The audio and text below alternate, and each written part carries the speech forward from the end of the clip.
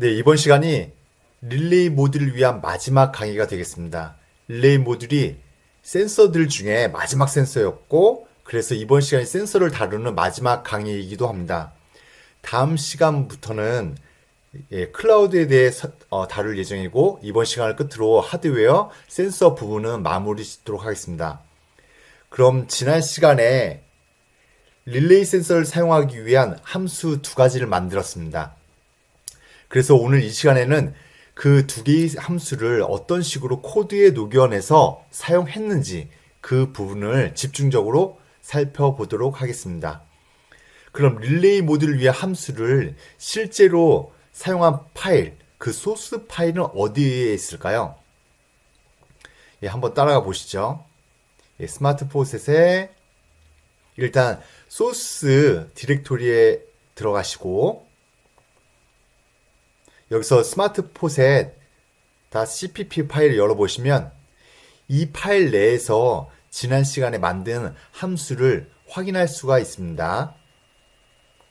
그래서 리소스 라이트 릴레이 이 함수를 찾아보니 총 4개의 함수가 한눈에 보이는 위치 4곳에서 사용되고 있음을 확인할 수 있습니다.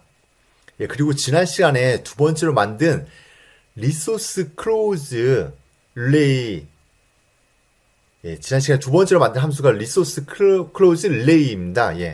그럼 리소스 클로즈 릴레이도 이 파일 내에 있을까요? 일단 결론적으로 말씀드리면 없습니다. 리소스 클로즈 릴레이는 이전에 두 개의 센서를 위한 클로즈를 함수를 설명드릴 때도 언급을 했었는데, 클로즈 같은 경우에는 타이젠 팀에서 내부적으로 정의한 어떤 방식에 따라서 프로세스가 종료될 때 자동으로 분리게끔 구도가 잡혀 있습니다. 그래서 우리가 지난 시간에 릴레이 관련된 함수를 만들면서 릴레이 오픈하는 함수에서 클로즈 함수를 등록해 두었는데, 그 부분이 일단 오픈을 해서 사용하면 그때 등록한 클로즈 함수가 프로세스가 종료될 시점에 타이젠 팀이 짜놓은 그 구도에 따라서 그 등록한 클로즈 함수가 불리게 됩니다.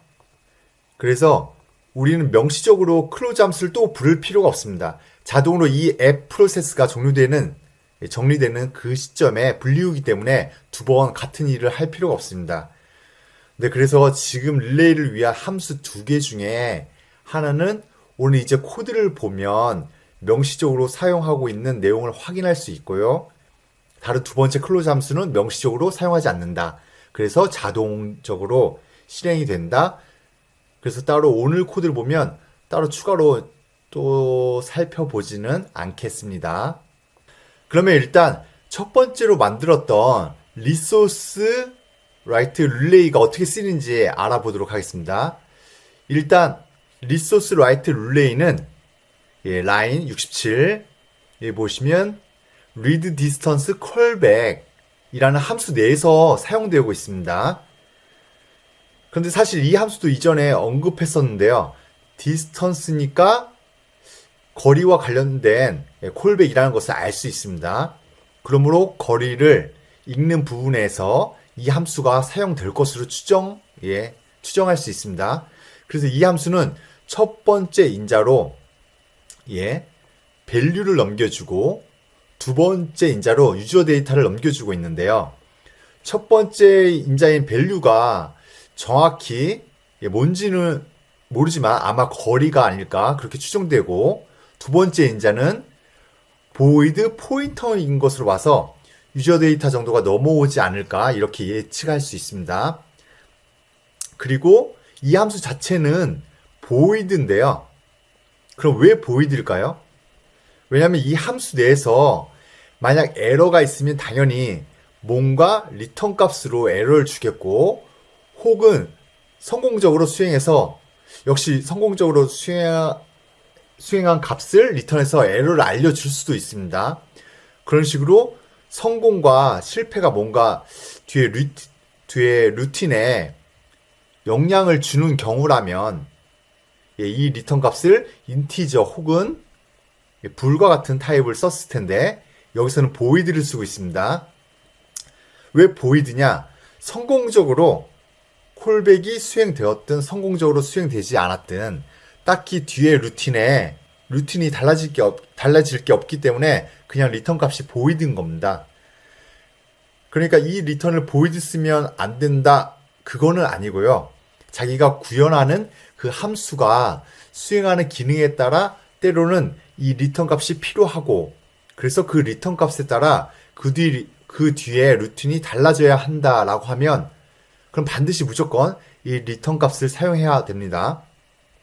근데 지금처럼 뭔가 로고만 찍는다거나 뭔가 다른 어떤 뒤에 벌어질 루틴에 영향을 줄 필요가 없는 경우에는 그냥 과감히 void 리턴 값을 쓰셔도 무방합니다. 그래서 라인 67에 다시 말씀드리겠습니다. 라인 107의 뒤쪽 보시면 리드 디스턴스 컬백을 보시면 요 리드 디스턴스 컬백이 이 함수에서 등록이 되게 됩니다. 이 함수는 거리 센서를 할 때 설명 드릴 때 이미 상당히 자세히 다루었습니다. 지금은 따로 언급하지 않겠습니다. 만약에 거리 센서와 관련된 이 함수가 잘 기억이 나지 않으시면 거리 센서 강의 부분을 다시 참고해 주시기 바랍니다. 그래서 라인 107 거리 센서의 함수 첫 번째, 두 번째 인자로는 거리 센서에서 쓰는 보시면 트리거 핀, 에코 핀 번호를 등록해 주었는데 사용했고요. 그리고 세 번째 인자는 조금 전에 말씀드린 그 콜백 함수를 등록하는데 사용하였습니다. 그리고 네 번째 인자는 역시 맞았네요. 유저 데이터입니다. 유저 데이터는 지금은 널입니다. 그래서 아마 이 read distance callback 함수가 분리우는 시점의 두 번째 인자로는 당연히 여기에 널이 들어갈 겁니다. 그래서 거리를 측정한 다음에 이 read distance callback 함수가 불리는데 첫 번째 인자는 거리 값이 넘어올 거고 두 번째 인자는 우리는 널을 등록했기 때문에 널 값이 넘어온다. 이렇게 확인할 수 있습니다. 그리고 이제 그럼 이 함수 리소스 리드 울트라소닉 JSN 이 함수가 사용된 함수는 어디일까요? 라인 103 여기 보시면 언더바 디스턴스 타이머 컬백이 있습니다. 여기입니다. 디스턴스 타이머 컬백도 이전에 언급한 바가 있는데요. 이 디스턴스 타이머 컬백은 타이머, 이코 타이머를 써서 정해진 시간마다 콜백 함수가 불리게끔 설정이 되어 있습니다. 이코 타이머 add를 사용했었는데 혹시 기억나시나요? 그래서 이코 타이머 add라는 함수가 distance duration 이라는 이 기간마다 distance duration 한번 검색해 보면 지금은 여기는 1초입니다. 1초에 한 번씩 distance 타이머 컬백을 불러준다. 지속적으로 매 초마다 거리를 측정하게끔 해준다는 의미입니다. 그리고 이 equal 타이머 add 함수가 불린 함수는 무엇일까요? 여기 보시면 서비스 앱 create입니다. 서비스 앱 create는 앱이 시작하자마자 메인 루프를 만드는데 메인 루프의 제일 앞단에 불리우는 함수가 서비스 앱 create라고 말씀드렸습니다. 이게 타이젠의 기본인 라이프 사이클이 되겠습니다. 그래서 그 라이프 사이클에 따라서 create 함수가 불렸고 그 함수가 불리자마자 지금 타이머 add가 된 상황입니다. 그럼 타이머 add가 되면 실질적으로 이 타이머 콜백 함수는 이 타이머 add 함수 내에서 같이 불리우는 게 아니고 타이머 add 함수에서는 어딘가 전역으로 사용하는 q 같은 곳에다가 이 디스턴스 타이머 컬백을 1초 뒤에 불러주세요 라고 등록만 해두는 겁니다. 그래서 equal timer add 이 함수가 하는 일은 어딘가 queue에 등록하고 리턴하는 겁니다. 그래서 이 함수는 등록한 다음에 이미 리턴을 했고, 이미 리턴을 해서 여기 쭉 여기까지 여기 쭉 여기까지 해서 다 지나갔겠죠. 그래서 리턴이 됐겠죠. 그리고 메인 루프에 그리고 이제 요 리턴이 이렇게 되면 다시 라인 242 여기 보시면 메인 루프에 지배를 어딘가에서 받겠죠. 그리고 메인 루프의 지배를 받다가 1초가 지나면 그때에서 비로소 디스턴스 타이머 컬백이 불립니다. 그럼 디스턴스 타이머 컬백은 콜백 내에서 진입하자마자 거리를 측정해줘 라는 함수가 불릴 테고, 거리를 측정해줘 라는 함수는 이 함수 내에서 바로 read distance callback을 전부 수행하고 이 read distance callback까지 전부 다 처리하고 나서 리턴하게 됩니다. 이게 사실은 이 컬백과 앞에 equal timer callback이 다른 점인데요. equal timer callback에서 등록한 함수를 자기 내에서 다 처리하는 게 아니고 queue를 이용해서 미루어두고 나중에 1초가 지나면 준비가 되면 이 함수를 불러줘 라고 이런 식으로 동작한다고 말씀드렸습니다. 그런데 resource read 이 함수는 이 read distance callback 함수를 어딘가 queue에 등록해서 나중에 불러주세요. 그게 아니고 그냥 이 함수 내에서 다 수행되도록 우리가 코딩을 해놨습니다. 혹시 이게 무슨 말씀인지 잘 이해가 안 되신 분은 거리 센서의 리소스 리드 울트라소닉 JSN 04T 이 함수 부분을 정의한 부분을 다시 한번 참고하시면 어떤 내용인지 분명히 알 수가 있으실 겁니다. 그래서 요 리드 디스턴스 컬백은 라인 67 보시면 거리를 측정한 다음에 거리를 측정한 함수 내에서 콜백까지 다 불러준다. 그래서 콜백을 불러주면서 거리 값과 유저 데이터를 넘겨준다. 이렇게 이해하시면 되겠습니다. 그럼 여기서 하는 게 크게 눈에 보이는 것이 이 if문, else문 두 개가 있습니다. 그럼 뭘 if문에서 할까요? 방금 전 거리를 측정했으니까 당연히 거리겠죠. 거리가 가까우면 수행해야 될 것과 거리가 멀면 수행해야 될 것, 그게 if문이고, if문, 그리고 else문으로 나눠져 있습니다. 그리고 라인 73, 74, 75, 76 여기 보시면 여기 보시면 그 앞에 변수들이 있는데 이 변수들은 이 밑에 설명하면서 다시 언급할 예정이고요.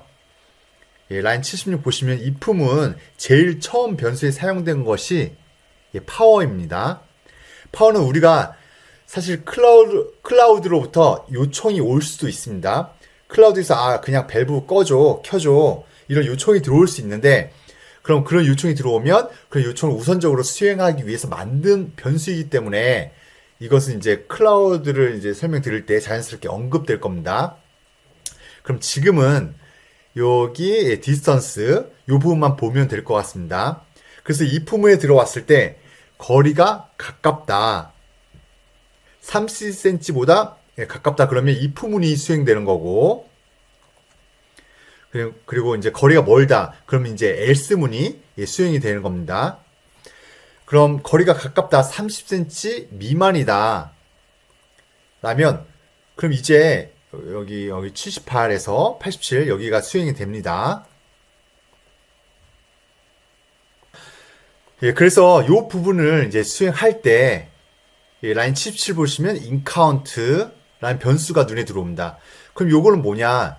요거는 inCount랑 여기 보시면 outCount 라는 변수가 있는데 이거는 사실은 저희가 이제 구현을 하다 보니까 구현을 하는 시점에서는 이런 게 필요해? 필요할까? 이렇게 생각했었는데 하다 보니 이런 게 있으면 나쁘지 않겠다 해서 추가한 변수입니다.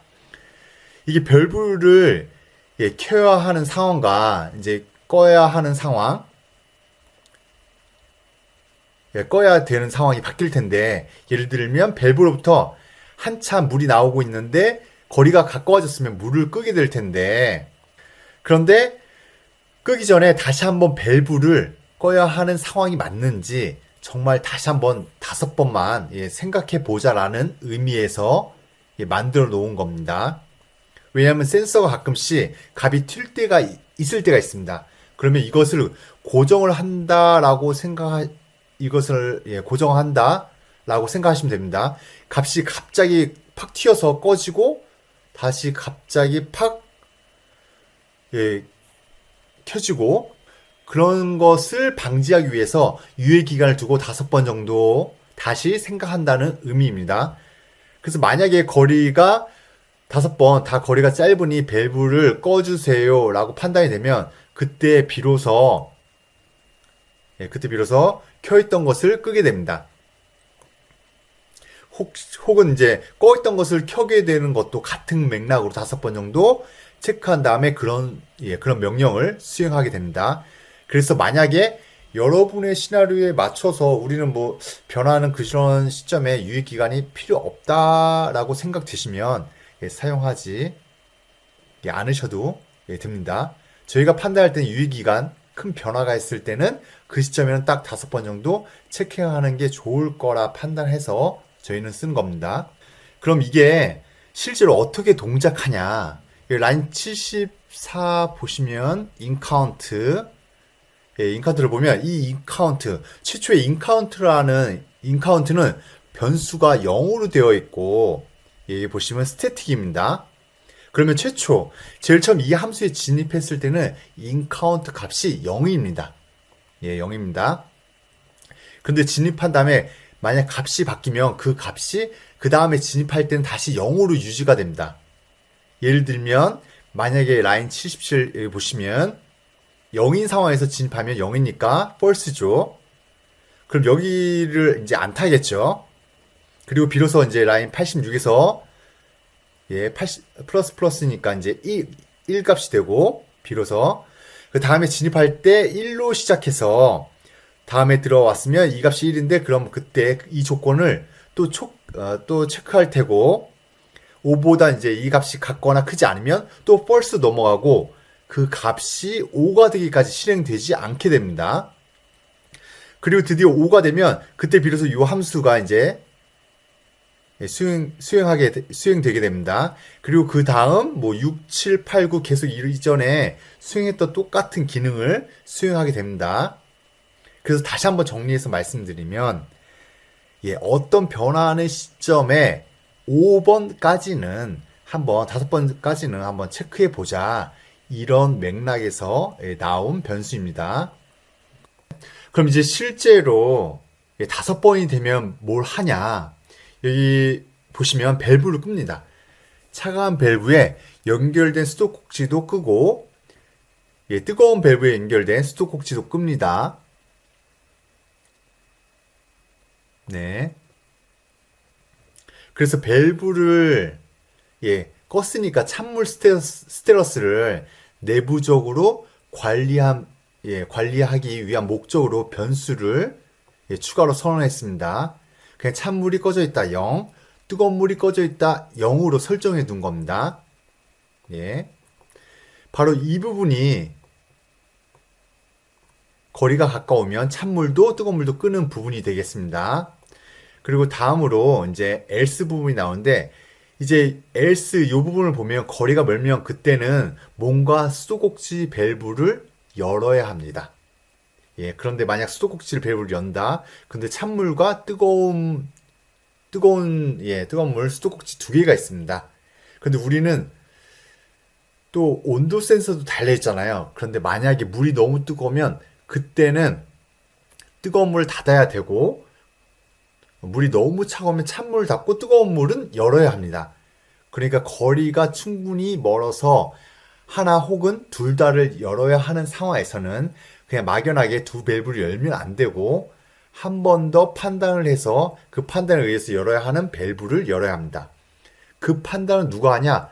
온도가 합니다. 예, 온도 센서가 합니다. 정확히 말씀드리면 온도 센서가 자기가 나름대로 온도 값을 보고 이제 자기 온도를 보고 찬물을 틀어야 되면 온도 센서 루틴에서 여기 라인 90 끝단 보시면 enable cold 나오죠. cold를 1로 만들게 되고 만약에 자기는 뜨거운 물을 열어놔야 하는 경우에는 enable hot을 온도 센서 루틴에서 1로 설정하게 됩니다. 만약에 온도가 적당하다. 찬물과 뜨거운 물을 다 틀어 놓는 게 좋을 것 같다. 이렇게 판단이 되면 둘 다 enable cold와 enable hot 둘 다 1값이 됩니다.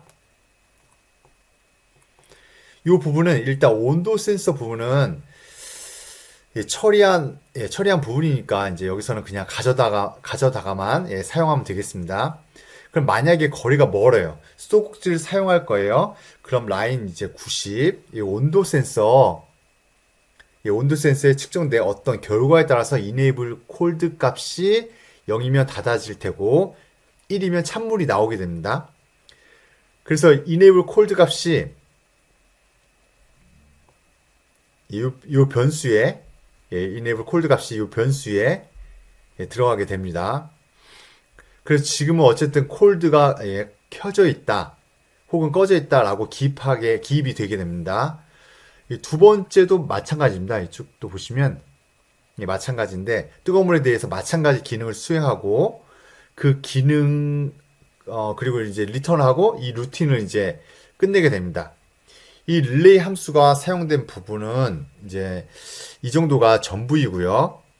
이렇게 하면 센서를 사용해서 우리가 원하는 시나리오 구현을 마무리 짓게 됩니다. 지금 센서 부분 과정이 완벽하게 끝났습니다. 이제 다음 시간부터는 새로운 마음으로 이제 클라우드 부분을 살펴보도록 하겠습니다. 네, 수고하셨습니다. 고맙습니다.